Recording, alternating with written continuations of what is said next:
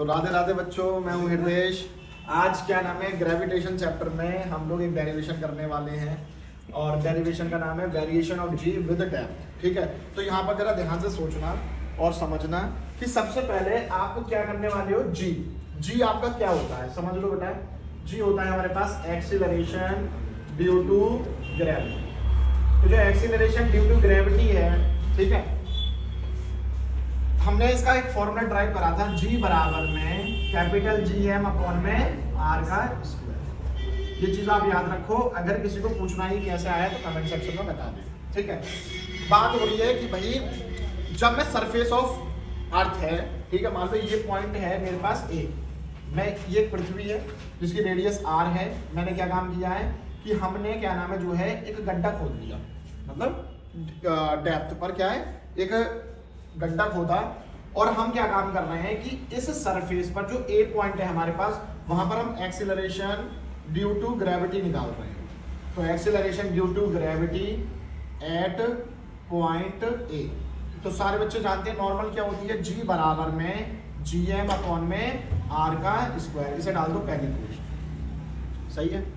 ठीक है, अब जरा ध्यान से देखो कि सेंटर है ना, ये क्या है हमारे पास, सेंटर है।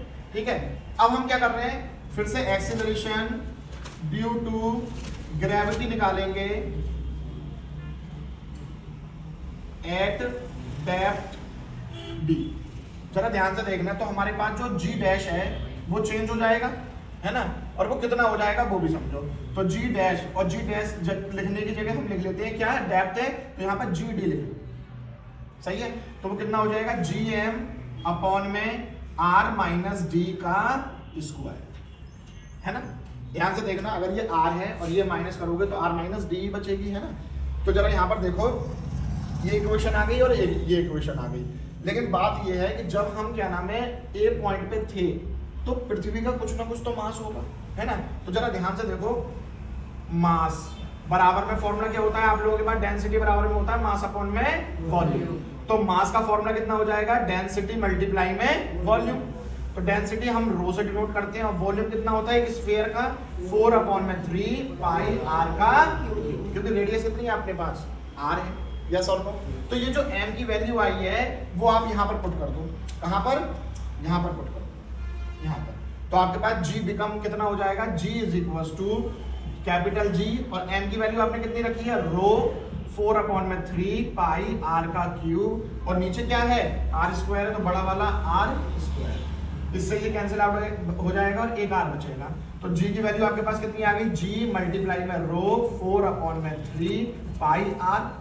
ठीक है, इसे डालो इक्वेशन नंबर 3, सही है। सिमिलर तरीके से आप फिर से मास निकालोगे, तो मास बराबर में जब निकालेंगे मास जब हमने डेप्थ की बात कर रहे हैं, ठीक है। तो यहाँ पर मास चेंज हो जाएगा, तो उसको हमने दे दिया क्या, m डैश, वो कितना हो जाएगा, रो 4 अपॉन में 3 पाई, और r की जगह अब क्या हो जाएगा, r माइनस में d का होल क्यूब। तो ये वाली जो m की वैल्यू है वो यहाँ पर पुट कर दो। ठीक है, देखो जी डेप्थ के लिए लिख रहे हैं तो हम यहाँ पर मास चेंज कर दे रहे हैं, तो m डैश लगा दे रहे हैं। तो हमारे पास ये वाली वैल्यू कितनी हो जाएगी बताना।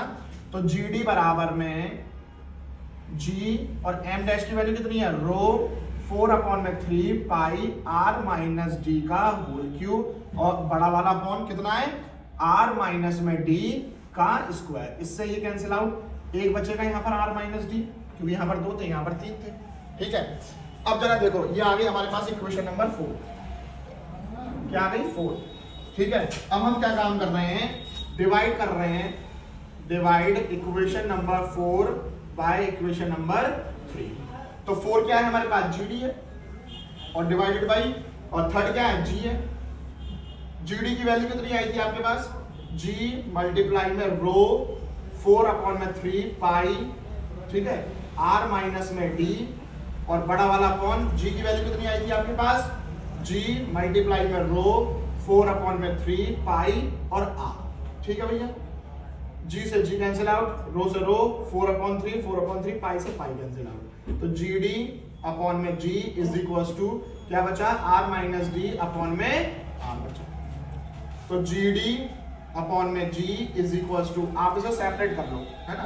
तो r अपॉन में r हो जाएगा और डी अपॉन में आर हो जाएगा। और एलसीएम लोगे तो फिर से वही चीज आ जाएगी ना, आ जाएगी, आर से आर कट गया तो जी डी अपॉन में g is equal to 1 minus d upon में आर, ये रिलेशन निकल के आता है। ठीक है, तो आपको जनरली क्या है, डेप्थ के लिए फॉर्मूला निकालोगे, ये मल्टीप्लाई डिवाइड में ऊपर जाके मल्टीप्लाई हो जाएगी। ठीक है।